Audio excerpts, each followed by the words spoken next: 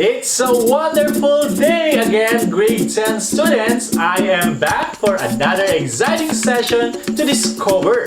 I am Teacher Redency Andres. Don't forget to subscribe, like, and leave a comment.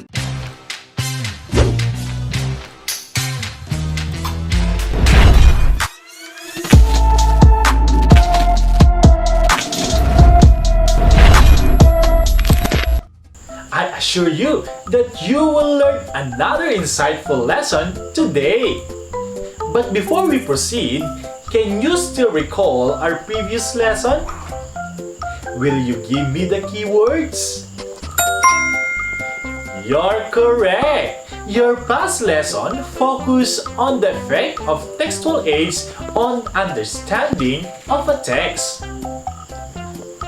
Before we proceed to our lesson, let me ask you a question. Do you love watching movies? Can you count the number of movies you have already watched? I'm pretty sure it will not be counted with your fingers.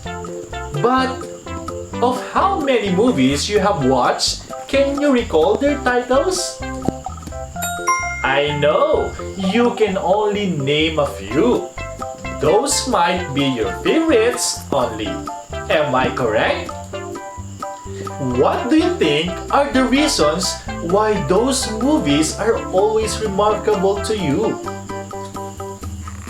Yes, maybe because of the elements of the story which lead you to get the writer's purpose. It can be role-played by your favorite actors and actresses, like Katniel, Lisken, or the song couple of K-series, or because the story happened in one of the favorite places like Baguio, or your dream place like the Jeju Island. These elements of the story are not new to you. You had these lessons even when you were in lower grade. Will you enumerate them aloud to check if you still remember them? That's right. Elements of a story refers to the setting, the character, the characterizations, plot, theme, tone, and lastly, the mood. Today, I'm sure you love our episode as you are all expected to appreciate or appraise the setting and characterization in a material viewed to achieve the writer's purpose. When we say appraise, you're just going to assess or evaluate our focus elements, which are setting and characterization. Okay, let's first take the simple words or simple way of evaluating the setting of the story by checking your environment right now. Take a moment and look around your surrounding. What time is it? Is it hot? Is it cold? Will you describe the place where you're seated now? What do you see? Can you smell something? What sounds do you hear? What is the general mood around you? Is it quiet and calm or noisy and chaotic? What you just described is your setting. How about the people around you? Are they being patient in guiding you with your day-to-day lessons? Or are they also excited to listen next to you every day? Do they show or say what they feel? These questions, on the other hand, direct the characterizations. These are the questions that may pop out in your mind as you try to evaluate a story's setting or characterizations from the videos or movies you encountered. Aren't you excited to know more how it works? I will be sharing 3 ways to evaluate a setting and 2 ways to analyze how characterization serves its purpose on a story. Basically, the setting answers the question when and where the story happened. Commonly, it refers to the story's physical environment, but somehow it also functions as the reflection of the emotions and experiences of the characters themselves. Can you visualize the purpose of a setting? That's right! Setting can be used symbolically, depending on the author's purpose. It can be real or imaginary. By analyzing the setting, we can explore how and why the setting affects plot and characters. As I mentioned, we will analyze the setting through 3 basic steps: comprehend, interpret, and draw conclusions. Are you ready for the first step?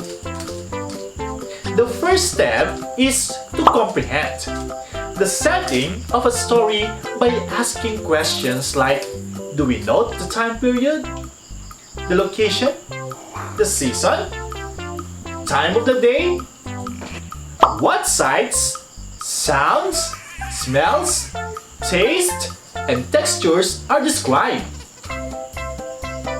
The author can be used direct and indirect description for the setting. Direct descriptions are stated clearly, but indirect descriptions can be inferred. For example, a direct description could sound like, it was the evening of July 23, 1948, but an indirect description could tell us the time and date. Instead, clues in the story will paint a picture of time period, and phrases like, he looked up to the stars can reveal the time of the day.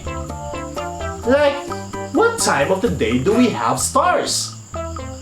Of course, this indicates that the story happened at night. The next step is for you to interpret the setting.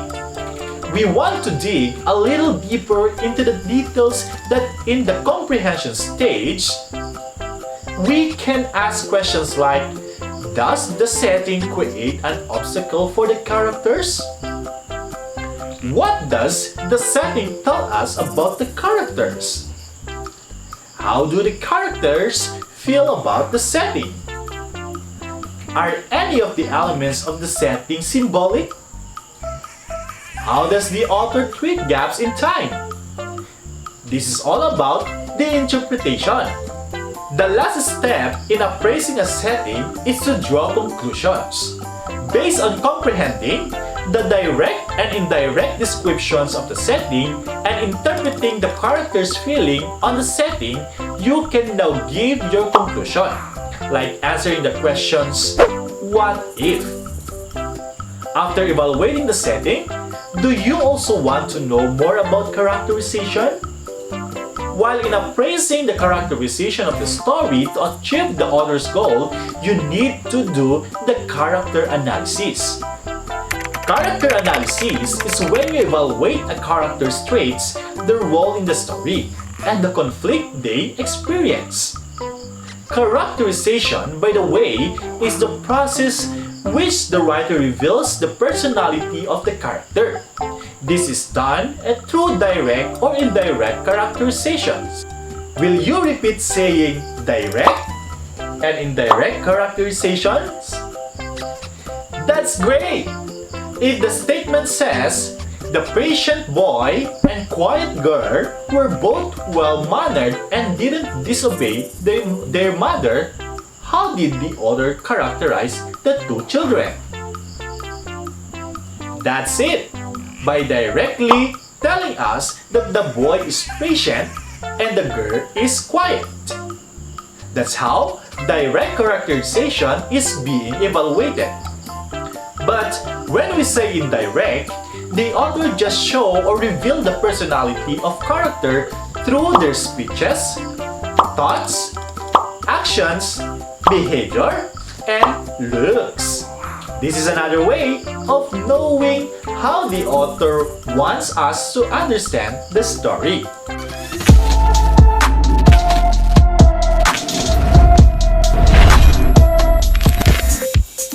For your activity,